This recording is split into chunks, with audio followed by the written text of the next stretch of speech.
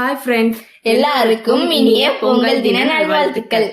இன்னைக்கு பால் பொங்கல் ரெசிபி தாங்க பண்ண போறோம். அதுக்கு 1 கப் பச்சரிசி, 1/4 கப் பாசிப்பருப்பு எடுத்து கழுவி வச்சிருக்கேன்.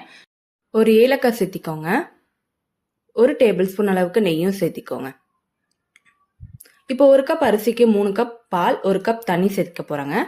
ஸோ 3 கப் பால் சேர்த்த பிறகு 1 கப் தண்ணியும் எடுத்துக்கிறேன்.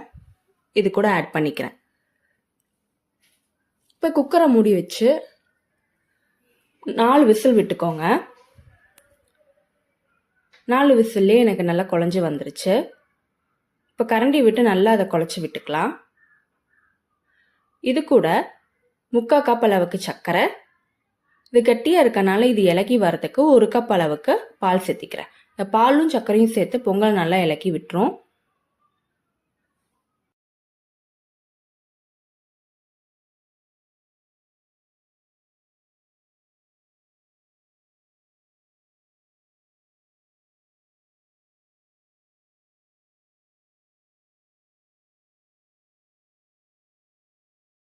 இதுக்கு முந்திரி திராட்சை நெய்யில் நல்லா பொன்னிறமாக வறுத்து சேர்த்துக்கலாங்க.